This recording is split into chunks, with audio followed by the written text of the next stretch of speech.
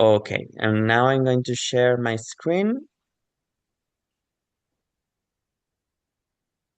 Okay. Okay, so again, welcome to this 2026 Master's Degree in Communication and Education.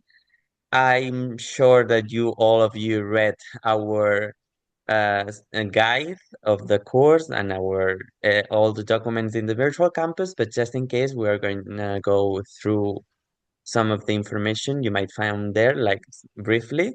So you know this is all the year curriculum. So we have a few subjects and also the master's final project that you will have to develop through the course. Not yet, just yet. So we are going to explain you later on the course in a few weeks how this is going to work. So don't worry. Then you know the structure of each model. This first model is different that I have to say, but in general, it's going to be divided in 4 weeks. The first 2 weeks are going to be like independent reading of all the documents that we are going to upload you in the virtual campus. Then the third week, you're going to participate in a reflection in a forum with one of our teachers. And then the fourth week, you have like the free week to start working on the activity of that model.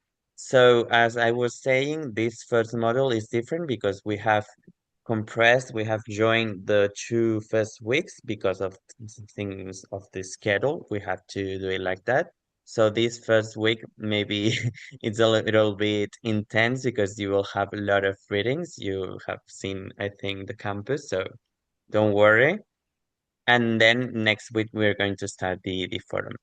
This is just like a small reminder of how the course is gonna works. And you know, the first week and the fourth week of each model, you're gonna have these live sessions to talk to our professors. So now we are gonna let you introduce yourselves. This year is like a really special and different year because we have 11 students and 11 destinations or countries. So each one of you are from a different country. So this will gonna be like a really rich year for us. So we hope us to learn also from you. So if you don't mind, if you will, I'm going to show you like a slide for every one of you, so you can briefly introduce yourself and present yourself and maybe explain why are you taking this course. Okay. So Filipa, I'm not sure if Filipa is here. I'm here. I Amazing. Can you hear me? Yeah, yeah, sure. We can hear you. Yeah. Okay, so go ahead, Filipa, and welcome. Thank you. My name is Filippa, and I'm originally from Sweden, but I've lived abroad for the past 5 years. So I'm living in Portugal right now, and I've also lived in France, in Germany, in Italy, so a little bit everywhere. And I did my bachelor's degree in politics and international relations, but then I went into marketing in the educational sector after that, and have been doing that for the last year. So that's why also I chose to do this program to deepen my knowledge a bit more academically as well. Okay, Very thank you. interesting. Thank you, Filipa. Thank you. Next one, we have Fridoche. If I don't say the names correctly, please forgive me because I'm not used to so much nationality, so I'm sorry for in advance. Okay, I then don't am know. I? Yeah, Okay, thank you for this opportunity. So my name is Frida Chabana, and I am a communication specialist with experience in both the private sector and non-profit organization. And I'm Togolese. I'm from Togo. So I'm joining this class of 2026 of the Masters in Communication and Education at the University of Autónoma de Barcelona in order to strengthen my skills in communication and educational program designing. So my goal is to improve access to education in my country and across African region. So thank you. Thank you. And I think you are like the first student from that part of the world, so this is gonna be new for us too. So please be welcome. Thank you. Next, you're welcome. Next, we have Joanne. I don't know if we have Joanne around here. Yeah, you have like the micro out. Do you hear me now? Yeah. Yes. Okay. So I'm Joanne. I'm from Belgium.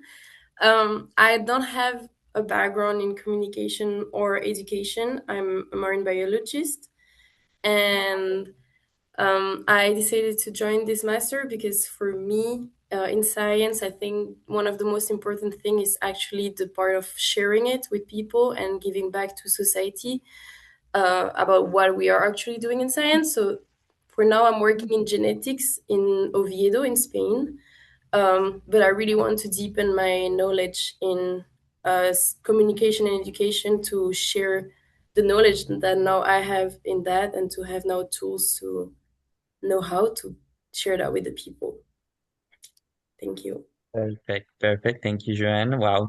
So not only like different nationalities, but also different careers. So this is going to be really, really interesting. So welcome, Joanne. Next, we have Marina. Hello, can you hear me? Yeah. Yes, we can. Okay, well, I'm Marina. I'm from Spain, from Barcelona, actually. I have a bachelor's degree in child education, but my job experience is very wide in different fields. But I decided to do this master to extend my knowledge about communication and education to have more opportunities in my job field that I prefer, that is education. Okay. Thank you, Marina. This is so also special because we talked to Marina because we have like the Spanish version of this master. And so I told her you can do like the Spanish version if you want, if you are more comfortable speaking Spanish. And she said, don't worry, I've been studying in English for a long time, so I want to take this challenge. So welcome, Marina. Thank you. Okay, then we have Guido from Italy. Right. Just to make sure my name. Don't worry. If you say Guido, there's no problem. But Okay. actually, you pronounce the U, so Sorry. it's Guido. So, sorry for the picture. It sounds a bit strange, but it's an old picture. I don't have man. I don't enjoy taking selfies, for example. So, I'm a teacher. I teach in Switzerland. I teach Italian as a foreign language. You know that in Switzerland they speak 4 languages, and where I am, they speak Italian. I also teach English and sometimes Spanish, just a couple of hours, and German. And I have an MA in English and Spanish literature. And I got a couple of other, I think it's called professional masters, I think, in English, not sure, postgraduate diplomas and so on. It's in Spanish is Master de Formación Permanente, something like that. Yeah, So the same as here. Yeah. yeah, I was interested. I was interested in this master. I wanted to do something different, which is about, once again, education, but also media literacy, and so on. And that's why I'm here. I'm sure that the master is going to be great. And thank you so much for accepting me and accepting us. Of course, it's gonna be amazing. How was the pronunciation again of your name? Right, it's very simple. The U is pronounced. It's Guido. But once again, if you say Guido. Guido, there's no problem. Absolutely no problem for me. So if you No, want no, to, don't worry. I'm gonna try to pronounce every name right. So because I don't like when people doesn't pronounce my name right, so it's okay.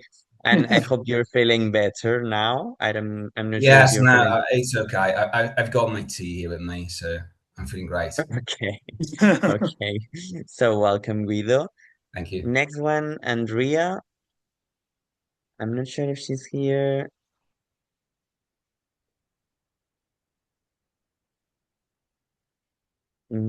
I can see her in the chat. Maybe she's not Here. here. Oh, hello. Can Okay, you hear me hello. now? Hello to Yeah, everyone. And first of all, thank you for accepting me in your master degree, because I'm very proud. My name is Andreea Sălcudean. I'm from Romania. I'm an associate professor to the University of Medicine, Pharmacy, Science and Technology, George Emil Palade from Târgu Mureș, and I'm the chief of the discipline of bioethics, deontology, and medical communication in our university.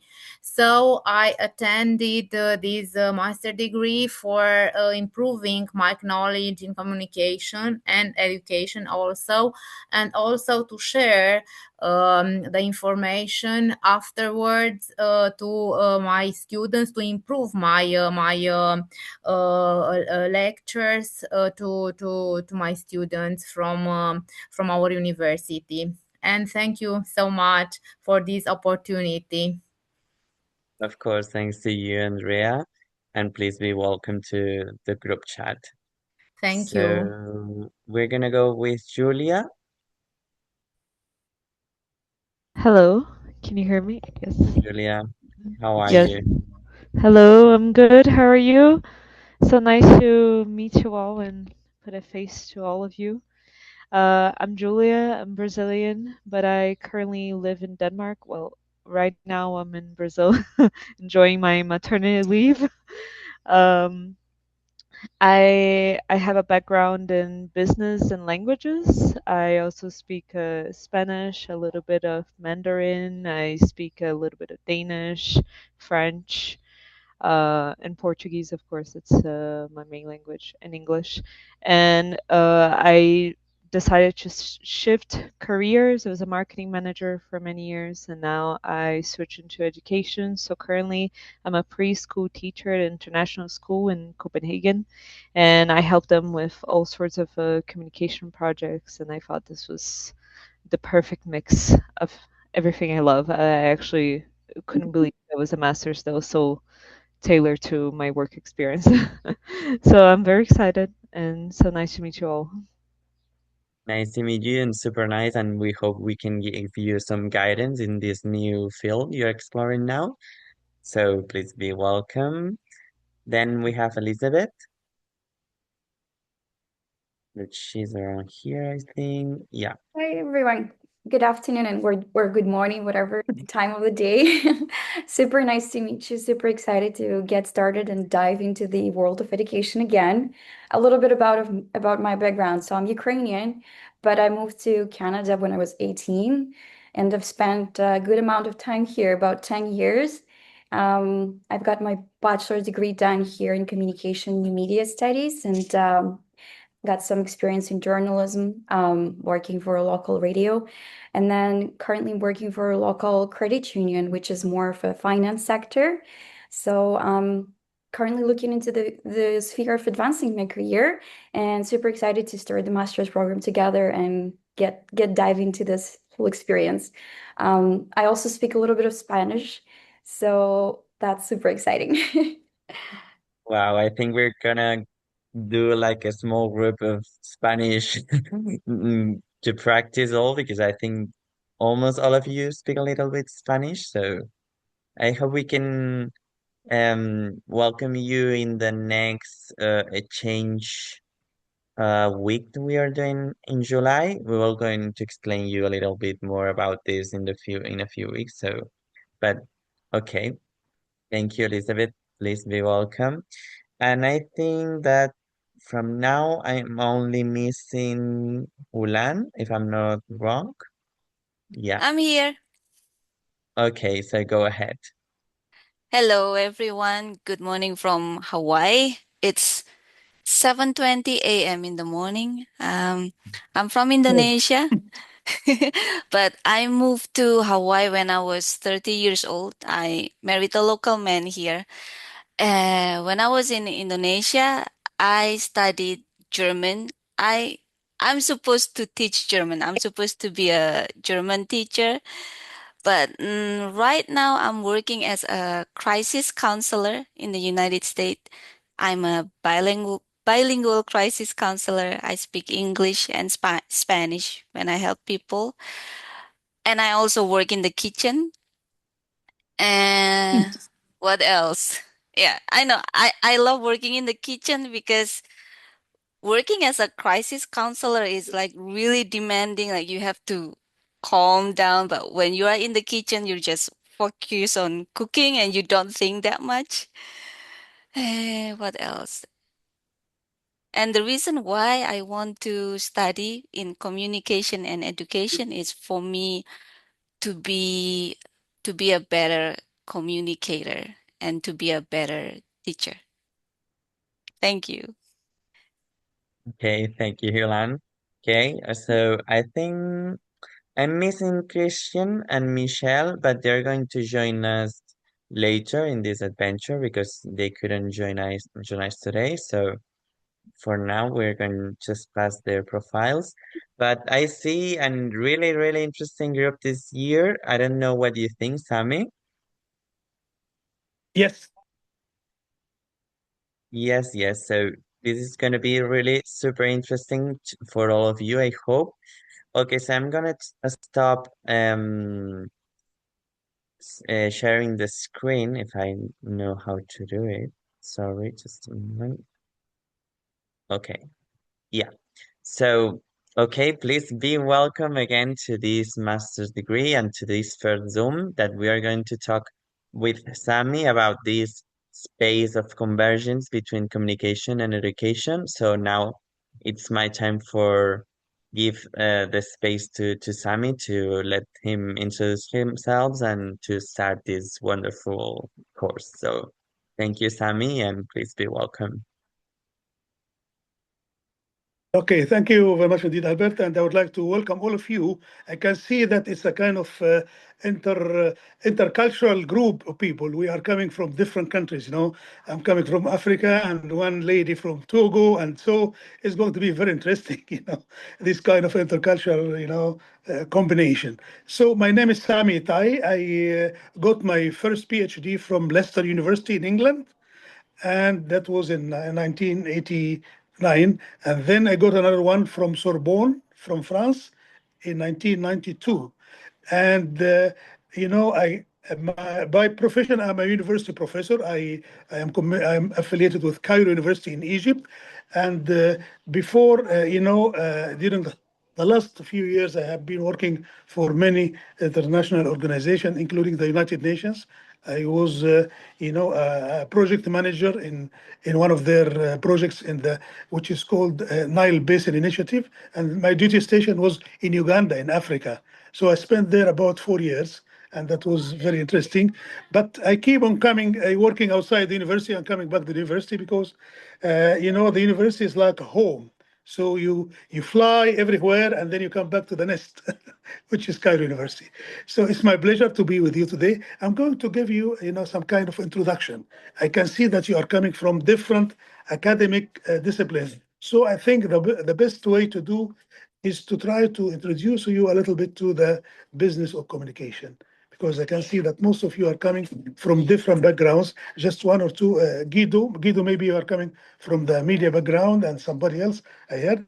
But I think most of you are coming from different academic disciplines. So therefore, my approach, my initial approach, will be to introduce you to the concept of communication. What do you mean by communication? Okay. When we talk about communication, we talk about something characteristic which is very important, which, for all human beings, we are all communicating with each other. And the word communication, it's taken from a Latin origin, which means communis. And communis mean sharing information with the others, or spread spreading some kind of information to the others. So when we talk about communication, we talk mainly about information, sharing information, and spreading of information. When we talk about communication, we actually have two important types of communication. We have two important types of human communication. The first type is what we call verbal communication or linguistic communication. And the second type is what we call non-verbal or non-linguistic communication. If I turn to the first category or the first type of human communication, which is verbal or linguistic communication, and from the name you can tell that it is mainly the communication which relies on the use of language. That's why I call it verbal or linguistic communication. So it relies mainly on the use of language, whether this language is a written language, spoken language, or a kind of audiovisual language. The second type of human communication is what we call non-verbal or non-linguistic communication. What do we mean here? We mean by the type of communication which does not rely on the use of language. When I talk to you now, you can see my hands are moving, right? You can see a bit of a smile on my face. So body movements, facial expressions, these are considered to be what we call non-verbal or non-linguistic communication. Sometimes we call the non-verbal or non-linguistic communication, we call it the body language, right? So it is the language which is mainly expressed by movement of the body or facial expressions or whatever. So these are the two important types of human communication: verbal or linguistic communication and non-verbal or non-linguistic communication. That's what we say mainly about communication. Then I'm going to take you a step further by talking about different levels of communication. Here we have two types of communication, but we have also some levels of communication. How many levels of communication do we have? Can you try to give a guess, please? No? Guido, maybe you're in the business of media. You can say something. I'm not really in the middle of but maybe to the one that is, I mean, I would say the message is clear, and in another case, the message, you have to read between the lines, for example. So a thing like Gricean inferences, that's my idea. So clear Okay, cut thank and not. Okay, thank you. Anybody else would like to add something? Please don't be shy, guys. This is going to be a Sorry. long road, so if you can participate, we will really appreciate. Yeah. Okay. Nobody else? Okay, let me make the long story short for you. When we talk about levels of communication, surprisingly, we have 6 important levels of communication. 6 levels. I'm going to say them like that, and then I'm going to say a few words about every and each one of these levels. The first level of communication is what we call the intrapersonal communication. The intrapersonal communication, right? That's level number 1. Level number 2 is what we call interpersonal communication. That's second level. A third level of communication is what we call intra-group communication. The fourth level is what we call intergroup communication. Then level number 5 is what we call organizational or institutional communication. And finally, we have what we call mass communication. And now let me take them one by one and try to say a few words about every and each one of them. The first one is what we call intrapersonal communication. It is intra, something inside the human being. It is, that's what we mean by intrapersonal communication. It includes all the psychological processes which occur inside the human brain. For example, when I talk to you now, you try to understand what I say, or you are thinking of something, or you are imagining something. So whatever occurs inside the human brain is what we call intrapersonal communication. And briefly, you can say it is the communication between the man and himself. For example, when you try to imagine something, imagination, understanding, comprehension, all these kind of psychological processes, they are considered to be level 1 of communication, which is what we call the intrapersonal communication. it is a communication which includes just one person. This one person is communicating with himself, thinking or imagining or dreaming sometimes, whatever. Level number 2 is what we call interpersonal communication. And when we talk about interpersonal communication, here we talk about communication between two persons. And sometimes we call it face-to-face communication because it relies on two faces which are confronting each other. We call it face-to-face communication or interpersonal communication. And this level communication is communication which occurs between two persons.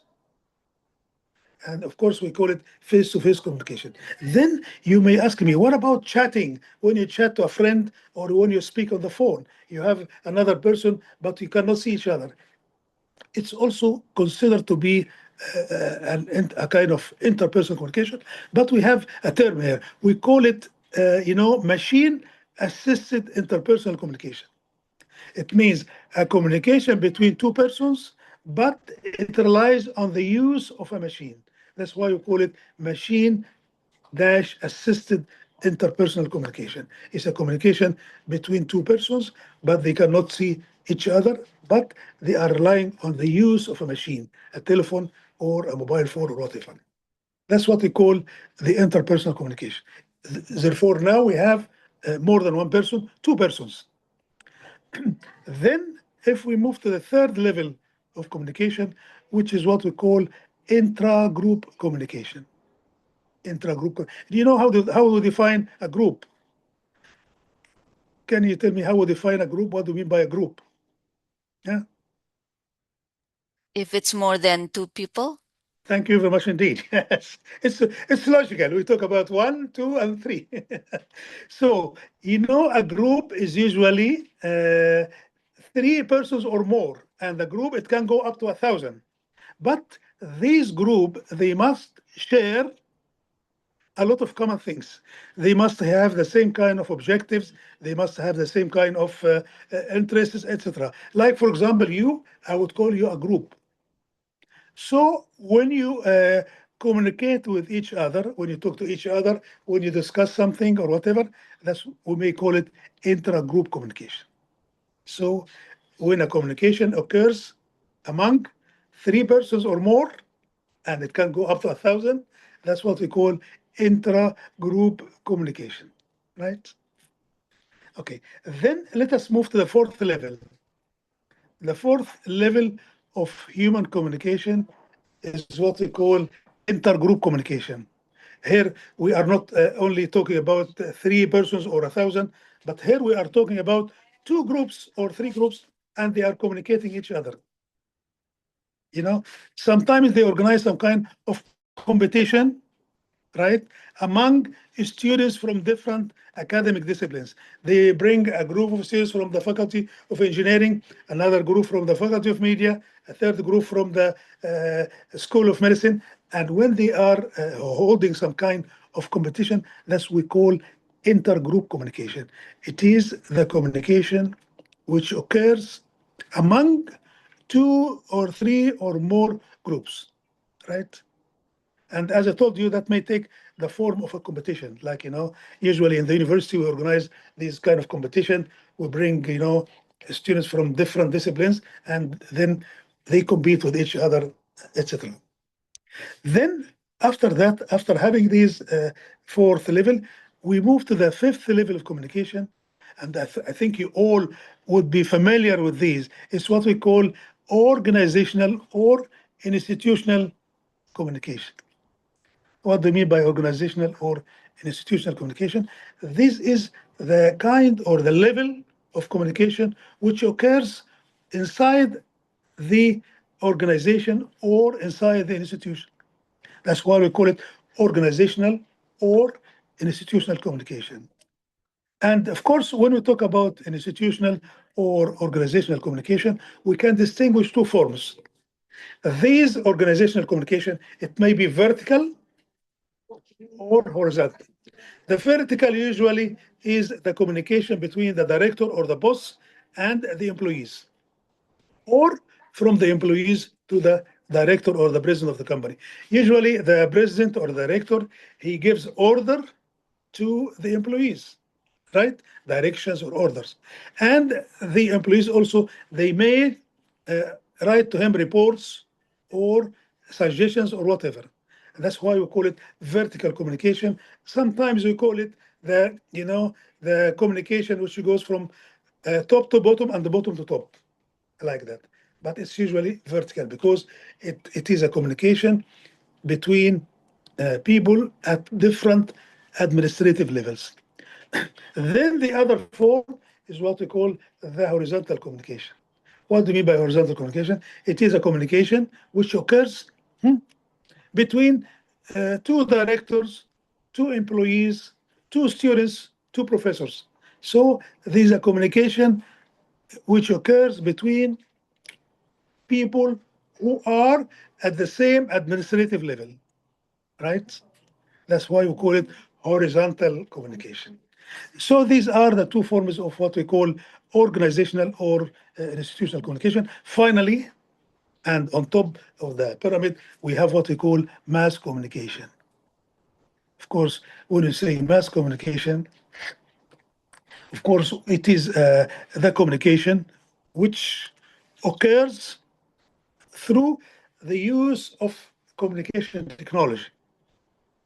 Yeah, it is the communication which relies on the use of communication technology. And here I would like to define it simply. What do we mean by mass communication?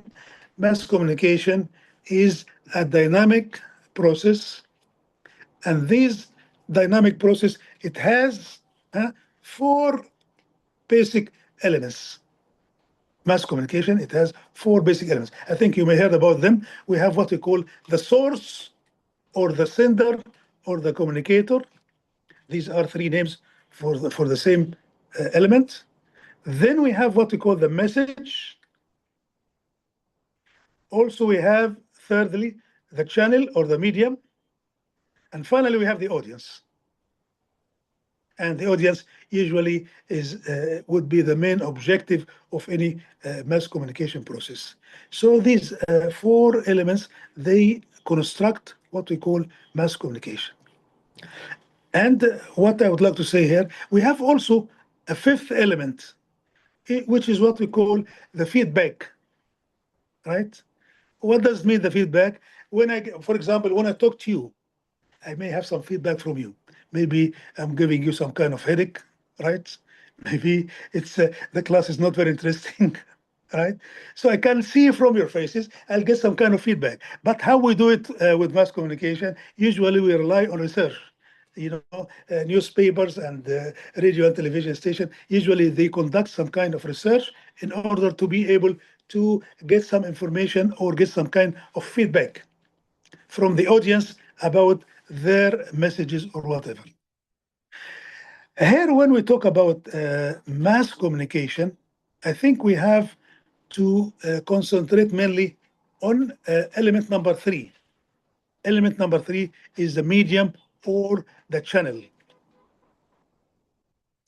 When we talk about the medium or the channel, I think we have two important groups of media or two important groups of channels.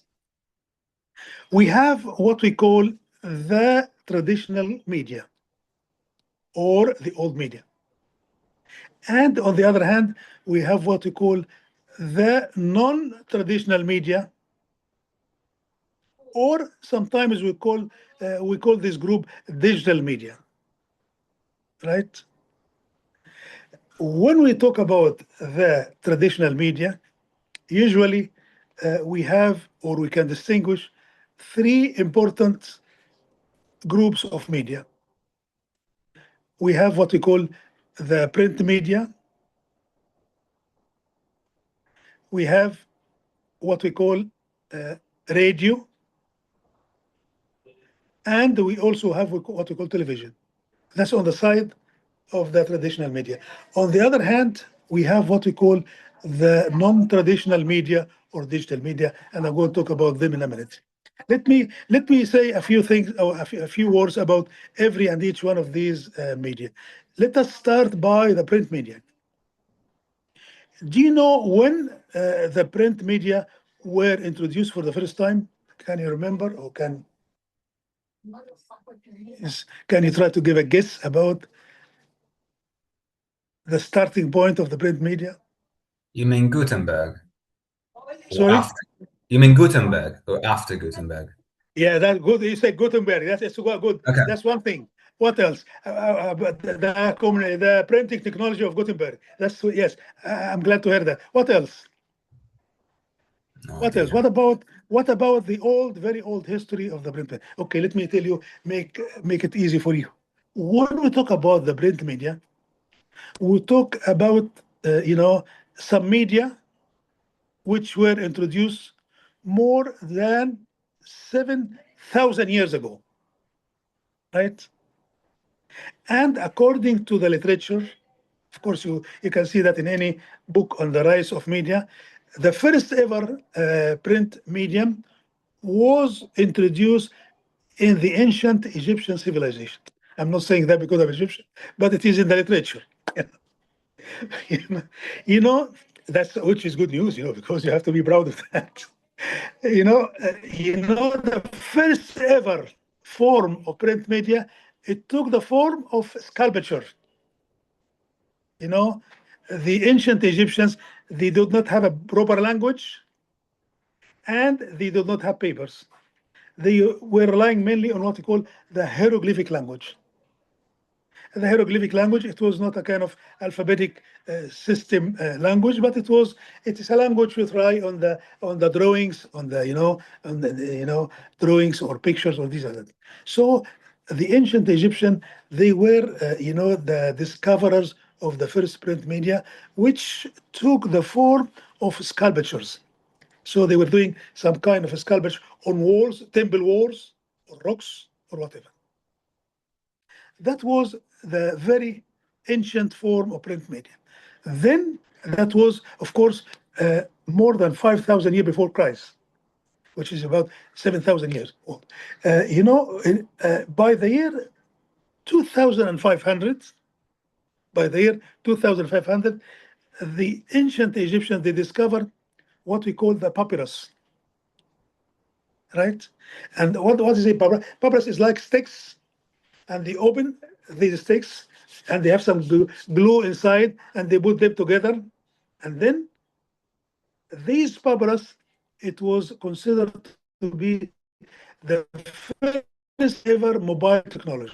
Now we have our mobile phone, are happy with them, but the ancient Egyptian, they used to have these rolls of, they used to carry them and move them, and that's why by the year 2500, with the discovery of papyrus papers, we can say that it marks the beginning of the mobile technology.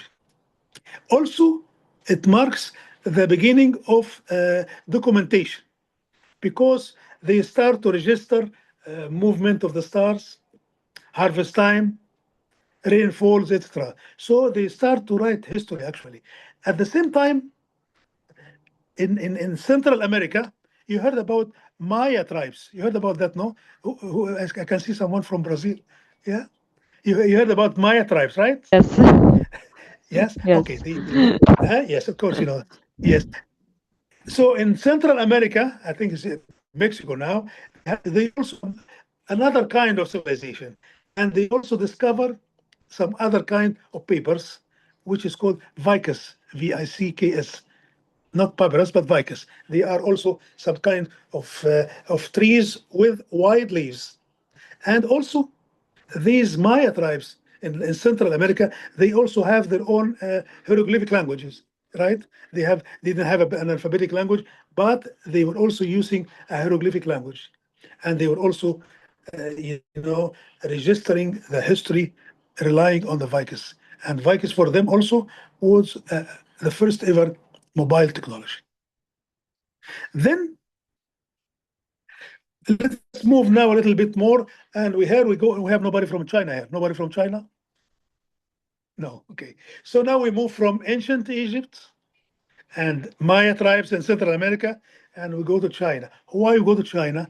Because the old Chinese, they discovered two very important things for the development of print media. Until now, we did not have a proper language. Maya tribes and Egyptian, they were relying on the hieroglyphic language, which was not actually a language. It was a kind of a structure of signs or photos or whatever. Then the Chinese, or due to Chinese, they discovered two important things. Number one, the paper industry, right? Then number two, the Chinese also, they discover or they introduce the first ever written language. So the Chinese, yes, they were discoverers of two important discoveries: the paper industry, right? And also they discovered the first ever alphabetic language. And if you know the Chinese language, it's like it's a kind of development of the hieroglyphic language, because it's like structures. And in order to know the Chinese language, I think you have to memorize something like 20,000 structures. Anybody here speaks Chinese? Anyone speaks Chinese here? Huh? No? Julia, you speak Chinese?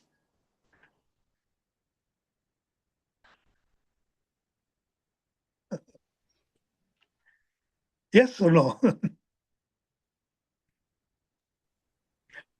Unmute your microphone. Yeah. Now. Oh, no. Okay. Sorry. Yes, it is something like 20,000. And when you're taking the Chinese lessons, the Mandarin lessons, they always teach you the different meanings of the pinings and the drawings, and they have a visual meaning as much as a written. So it's actually very interesting that way. Yeah. Anyway, so that we say that, moving from Egypt and from Maya tribes in Central America to China, Chinese, they discovered the paper industry and the language. And from China, it moved towards the West. It came to the Arab Peninsula, right? Egypt, North Africa, and then Europe. And from North Africa to Europe, the Arabs, they stayed in Spain.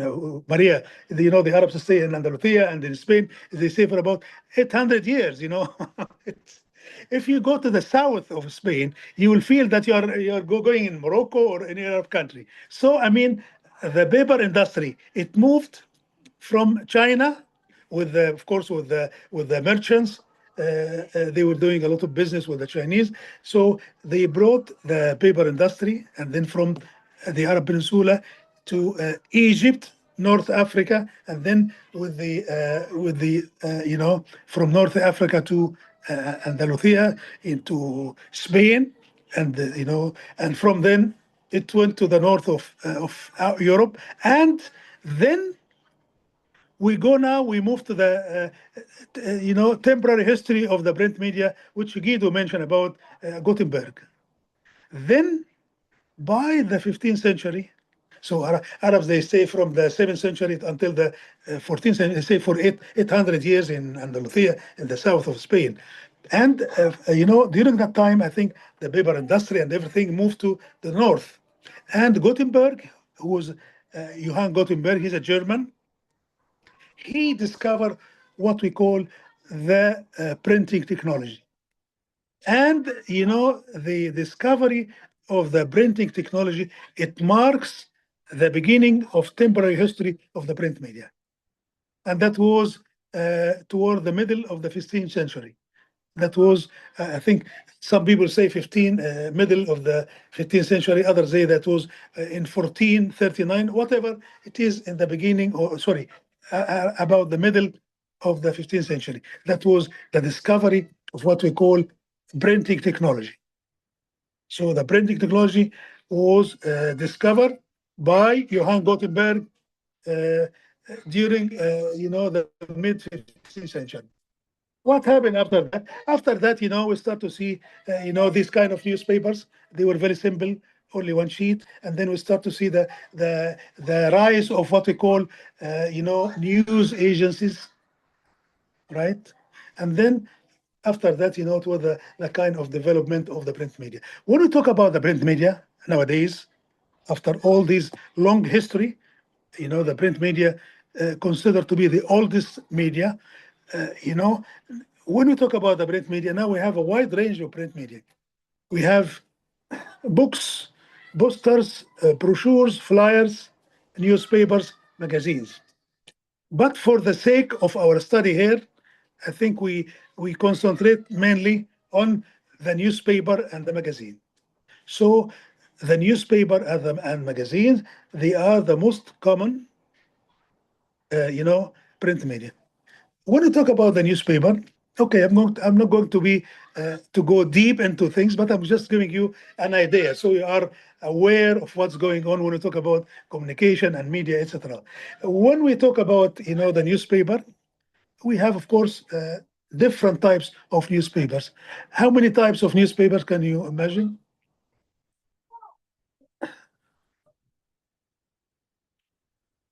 Julia, unmute your microphone.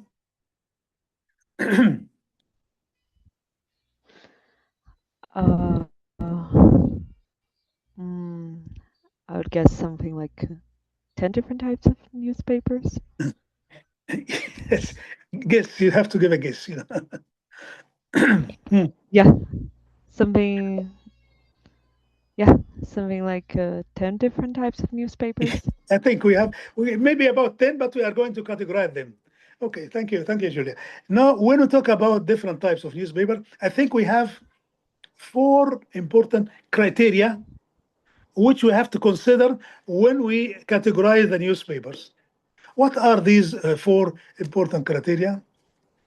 The first one, geographical coverage, circulation of the newspaper. The second criterion is what we call ownership. The third criterion is the printing time, right? And finally, size of the newspaper. So when we talk about the different types of the newspaper, we have to take into consideration all these 4 criteria. Let me say a few words about every and each one of these criteria. The first one is geographical coverage. How many types we have here? We have 4 types of newspapers. Number 1, we have what we call local newspapers, right? Which is circulated or printed within one part of the country, right? In a regional area within the country. Then we have what we call national newspapers. And these national newspapers, they are the newspapers which are circulated all over the country. Then we have regional newspapers, and this is the newspapers which are circulated within one region, like Western Europe, Southern Asia, Arab world, Africa, etc., North America. So all these are considered to be region. So we have also what we call the regional newspaper. And finally, we have what we call global or international newspapers. And these are the newspapers which are circulated all over the world. And of course, I believe that you have a lot of examples about these different 4 types of newspapers according to the geographical coverage. Then we have also the criterion of ownership. And according to ownership, we have 3 types of newspapers, right? Number 1, we have what we call state-owned newspapers, the newspaper which are owned by the state. We have also the private newspapers. And finally, we have what we call partial newspapers. Partial newspapers which are owned by political parties. Private newspaper, they are owned by businessmen or private companies or private firms. And state-owned. I don't know if you have this type of state-owned newspaper in Europe or in North America, or I don't know, but usually in Africa or in different Arab states, they have the state usually they own some kind of newspapers, and they call them state-owned newspapers. They are owned by the state, and of course, the state or the government, they use them as the kind of to achieve their goals or to publish their news, etc. So when we talk about ownership, we have state-owned newspapers, we have private newspaper, and we have partial newspaper, which are owned by political parties. Then the third criterion is what we call printing time. And here it's very easy. We have two types, either morning newspapers or evening newspapers, right? Finally, size of the newspaper. We have two sizes, of course. We have the standard size, like like the Guardian or the Financial Times, and we have also the tabloid. I don't know, El País. El País is a tabloid? No, no, you can't remember. Albert, are you with us? El País, is it? Le Monde, the newspaper, Le Monde. Le Yeah. Monde is considered to be tabloid, right? And El País as well, I think, yeah. And then we have also the standard newspaper, like the Guardian or Financial Times, etc. So we have, when we talk about size of the newspaper, we have two types. How many types do we have, Julia, now? Did you count them?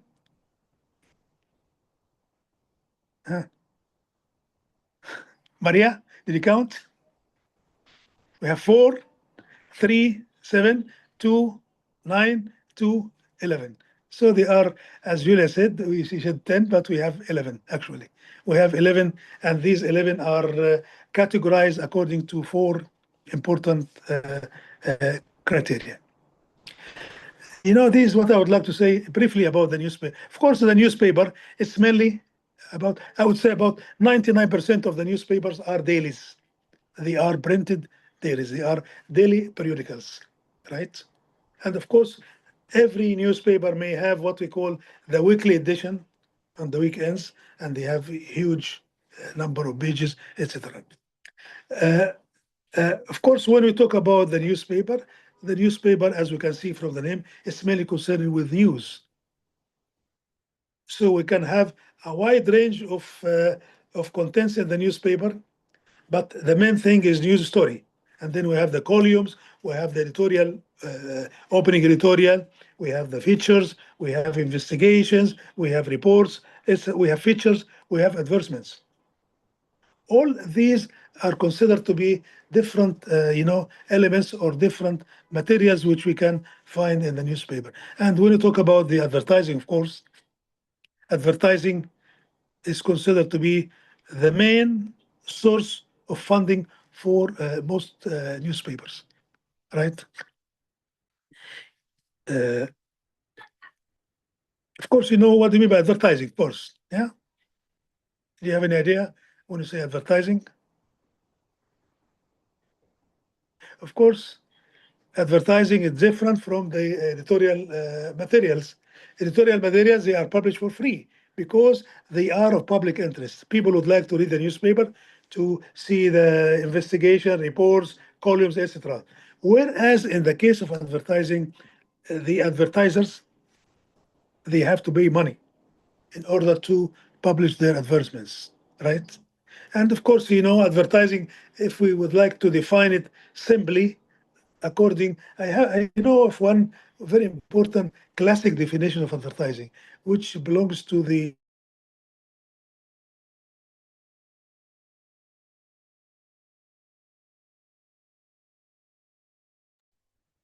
I think we missed for Samy. non-personal presentation, which means that you have to rely on the media and promotion of ideas, goods, and service. Advertising, it can be about an idea, a service, or a tangible good, by an advertiser and by a identified sponsor, by an advertiser.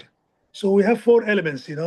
It's you have to pay money, you have to use one of the media, and advertising, it can be about an idea, service, or a product. And finally, we have to have what we call the sponsor or the advertiser. It is the company or the businessman who pays the money.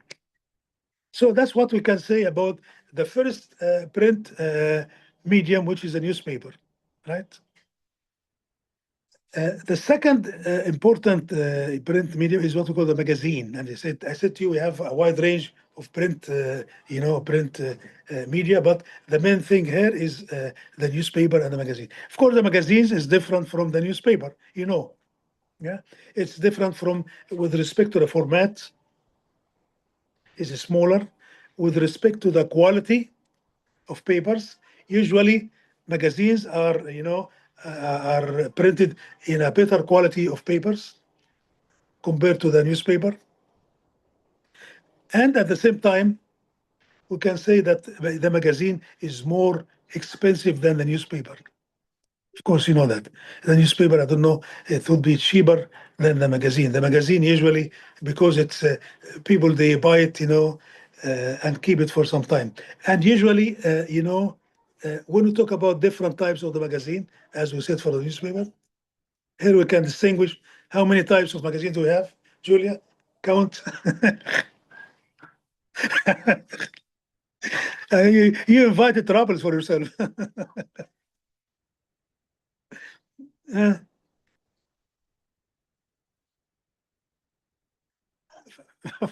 okay, let us see how many types we have. When we talk about the magazine, of course, the magazine is also a periodical, and this periodical is usually published weekly, a fortnight, monthly, or quarterly. Well, they publish it, it depends on the company. It can be weekly, fortnight, monthly, or quarterly. When we talk about different types of magazines, here we can distinguish, I would say three types. Three here. We have three. We have we have what we call general magazines, right? We have what we call specialized magazines, and finally we have what we call professional magazines. So, of course, as you can see from the names, the general magazine, it is a magazine which covers a wide range of topics, but usually not news stories. Usually magazines, they are more concerned with the editorial analysis, investigations, reports, etc. Uh, we have also specialized magazines which are directed to certain audiences, such as sports magazines, women magazines, men's magazines, children's magazines. So these are, we can call these specialized magazine because they are directed towards specific audiences: children, women, men, young people, etc. Also, we have, these professional magazine, which are directed for certain professionals. For example, doctors, they have their own special professional magazine. I don't know if you have this kind of things in your countries, but I think they must exist everywhere. So usually syndicates, whether they are, of different professions, they have their own professional magazines. So that's what I would like to say about the magazine, and then we also said about the newspaper. This is mainly what I would like to say about the print media. It's a long history, right? And it's very important that you can distinguish different types of magazines, different types of newspaper, so you are clear about what is the differences between these two important periodicals. Now, if I move to Julia, do you want to ask about something? No? No, I was just gonna ask about magazines if you also include trade magazines and consumer magazines as different types of magazines, or if they're uh, put in within professional and general interest magazines. Yes, they are, we can call them professional, yeah, because they are directed to certain audiences. Sorry, no, to certain, not audience, to certain professionals, right? Okay, now let me move to the second traditional media. Second traditional medium, which is radio, of course. I don't know, any one of you works for a radio station or something? No? No? None? Okay. Radio, I want to talk about radio. Radio, of course, it was introduced for the first time. Do you know when? Can you tell me? No? Anyone? Guido? No? I should know Uh, it because I started radio. it a few weeks ago. If I'm not mistaken, between the end, at the beginning, maybe of the 20th century, if I'm not mistaken, but I might be mistaken. but the one he invented, Okay, agree. yeah, I think there was something about Italy, and it was the fascist one. It's Yeah, Marconi. of course, Marconi. It's a Marconi company. Yes. You know, radio was discovered for the first time. Was it You know the 1895? technology of radio.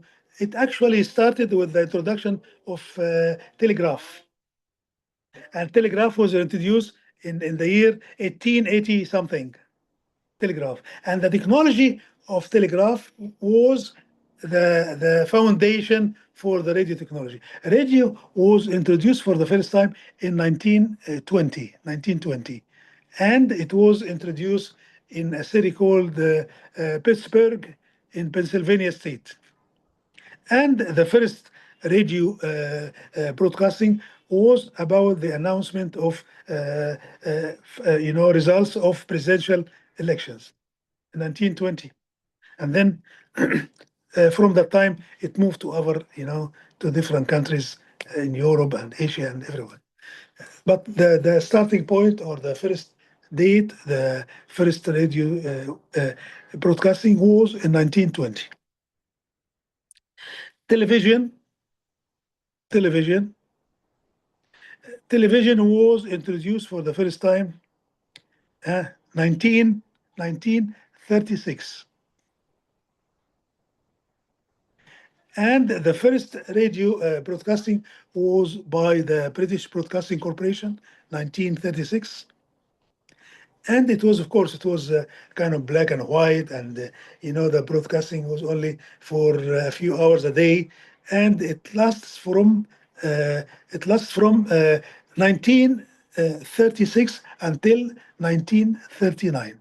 Then it was interrupted and stopped. Why? Because of the eruption of World War II. TV stopped. And then it resumed again in 1945. 1945, television restarted again in Britain. And from there, it went everywhere. Of course, I think in every country, they have a specific date for the rise or the introduction of television, but all of them would be after 1945. In 1945, television broadcasting, it restarted in England, and from there it went to different countries. That's what I would like to say about radio and television. I want to talk about radio and television because we distinguish different types of newspaper and we distinguish different types of magazine. Also, when we talk about radio and television, we have two important systems. We call them two broadcasting systems, which are number one, we have what we call the public service broadcasting, right? And then we have also what we call the commercial system. What's the difference between? I'm going to tell you a funny story about these public service radio. When I went to England, in 1984, a long time ago, and my friends advised me, if you want to learn English fast, buy a television, go and buy a second-hand TV. Okay, I was happy. I had a scholarship which was very limited. I was touching only a small amount of money, so I bought a second-hand TV for £50, right? And I was very happy. I went home, BBC, and then at that time they have four channels. They have BBC One, BBC Two, ITV, and the Channel 4. I was very happy and learning. And then one day, somebody knocked at my door. And then he said to me something, BBC. I said, yes, come. Hey, okay. I let him in my home, and I made coffee for him. Something. And then he keeps on asking me, do you have a TV? How long have you had it? And this and that. And he was writing. I was just wondering, who is he? A policeman? Is he going to arrest me or what? He was writing whatever I was saying. He was writing. When did you buy it? How much you pay for it? And that. And I said, and finally, thank you very much. And then he left. Then 2 weeks later, I received something from the court. Apparently, I had to buy a license because public service is usually funded by subscriptions. That's what we call that. Anyway, to make a long story short, they sent me a note in 2 weeks you have to go to the court and this and that. Of course, I didn't care. I was young and I did not care. Then after that, 1 month later, they sent me a fine or they charge me. I have to pay £400 as a fine for using the television without having a license. Of course, when I saw the fine, I jumped directly to the court and asking what's going on. And I said, I'm a student here. I don't know about the law and this and that. And then they asked me. I said, I have no money. I have only a small, scholarship. I cannot afford to pay this money. I said, can you pay installments? I said, yes, I can. How much you want to pay a week? I said, £1. £1. I said, yes, okay, no problem. Every week for about 3 or 4 months, I used to go to downtown, walk for about 2 or 3 kilometers and pay £1, and they gave me a receipt. And then I went to the social security in the university, and I made an application asking them to help me, and then they waived me. Anyway, they canceled the fine. But that was a very funny story, which I always tell my students. Anyway, what I would like to say from the story that public service television, it's usually funded by subscriptions. You have to buy a license in order to have access to the television, right? And then the other type of television is the commercial TV. And the commercial TV, as you can see from the name, it's usually funded by advertising, right? When I was in England a long time ago, maybe more than 40 years ago, they used to have BBC One and BBC Two, and that was a public service. And they used to have ITV, Channel 3, and Channel 4. They were the commercial. You cannot see advertisements on any commercials on BBC One or BBC Two, but you can see them on ITV, the third channel or the fourth channel. So this is a difference between a commercial system, public service. Public service, it is usually funded by the audience. People buy or pay subscription for it. That's what I would like to say about radio and television. Nowadays, what we call all these print media, radio and television, we call them old media or traditional media. Now, if I move to the other category, right? I'm going to finish. Don't worry, I'm going to finish soon, and I'll give you the floor for any comments or any questions. When we go to the second category, which is what we call the non-traditional or the digital media. When we talk about the digital media, we talk about two important discoveries. Of course, the first discovery was the introduction of computer. And as you all know, the computer was introduced for the first time in 1946. And of course, the computer, when it was introduced, it was what we call the mainframe computer, huge. They have the whole building for the computer, and they have this kind of cartridge for the memory and this and that. And then by the early 70s, they discovered what we call the PC, personal computer. And then by the late 80s, they discovered what we call the laptop. And then by the turn of the 21st century, they start to use what we call the tablet and all other kinds of computer. So discovery number one, which helped the development of digital media, was the introduction of computer. Then the second discovery was the introduction of the internet. So these are the two important discoveries which led to the development of digital media, or which led to the rise and development of digital media. Of course, the internet, as you all know, was discovered introduced for the first time in 1969. And the first ever, internet was ARPANET. It was a kind of advanced research, etc. It was in the States, and it was in the Pentagon. Why did the American create? I'm going to tell you another funny story. During these days, after the World War II, during the 50s and 60s. Of course, I believe that most of you were not yet born. There was what we call the Cold War. A Cold War, there was two countries, the Atlantic, the Atlantic side, right? And on the other hand, Warsaw Pact.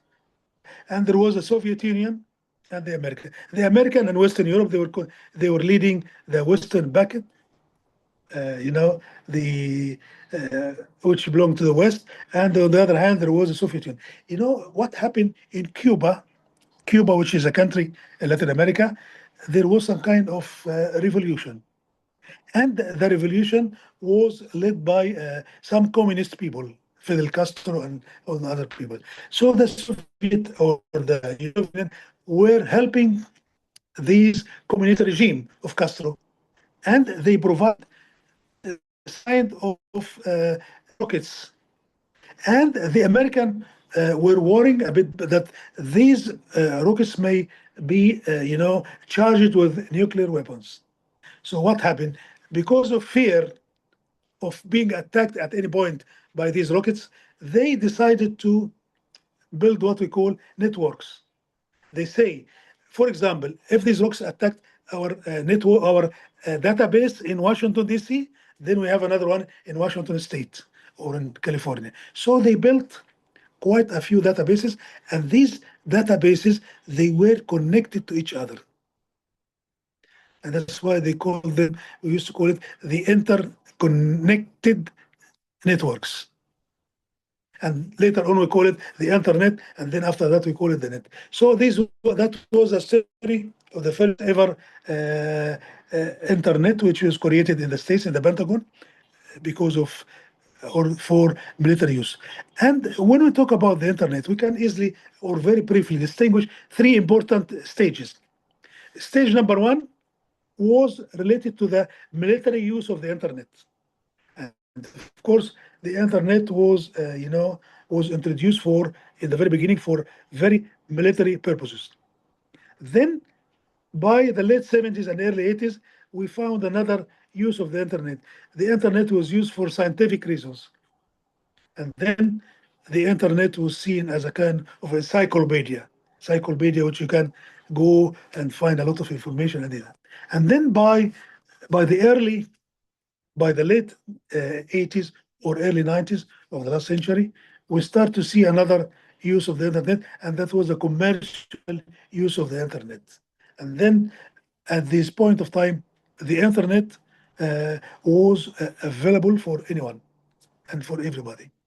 And then by the turn of the 21st century, we start to see the interactivity and the rise of social media, etc. And of course, this is a long story, but that's not the right time to talk about these. But now, what I would like to say here, I would like to say that we have now another group of media which we call the digital media, and these were introduced and developed because of the computer technology and because of the internet.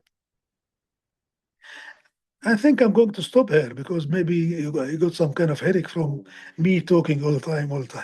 And maybe I'll take a pause and give you the floor so that I can keep quiet for a bit. Now, I think I am going to conclude my talk to you here about. I talk about the concept of communication. I talk about different types of communication. I talked about levels of communication. And from there, I talk about different media, traditional and non-traditional, or old media and digital media. That's what I would like to say for introduction. And I hope I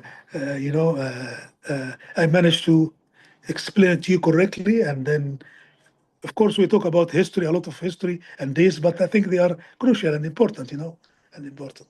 So now I'm going to give the floor for you in case you have any comment or any question, or Albert would like to moderate and say something else. I'll keep quiet now and listen. No, thank you, Santi. I just wanted to thank you again for this first approach to what is media, what is communication. And then we're going through these next 3 weeks, we're going to explore how approach how we approach communication and education. and we will finish with Professor Cristina Pulido that will finish this model. So I don't know if you had any, like Samy was saying, any comment, anything you'd like to share, any question for this first introductory Zoom, or maybe anything related to the course. It doesn't have to be related to this Of class. course. I The main think thing is to keep myself quiet. If I just wanted to know if for this for the end of the week, if then our next steps are just independent studies with I have the working plan for this module, so we just follow the working plan and study independently the reading materials. Is that the plan? Yes, exactly. Yes. Anyway, we're going to send you every Friday. Yeah, I'm going to do it every Friday. What you'll have planned for the next week. But yes, for this first week is only in independent reading. You can, of course, you can always access the documents during all the course because they're gonna be published in the virtual campus. But yes, the idea is to finish your readings this week, and next week we will do the forum. Yeah, Perfect. Thank you. you're welcome. Okay, guys, so if you don't have any other comments, sorry, I said Cristina Pulido, the last teacher of this module is Hazel Garcia. You will meet her next week for the forum. So, if you don't have any other comments, any other questions you might have, I think we're gonna leave it here. So, again, thank you, Samy, for your time today. It was a Thank you. pleasure, as always, to let you introduce this magnificent course. And for every one of you, we see you each other in a couple weeks because the forum of next week will be through the virtual campus, so we won't see each other's faces, but we will see you again in 2 weeks. And of course, if you need anything, we have the mail open every day for 24 hours, and the WhatsApp group also for an emergency or anything you might need. So it was a pleasure to meet you finally after these months of mailing. So, yeah, whatever you need, we are here. So, thank you again. Please be welcome to this 2026 Masters.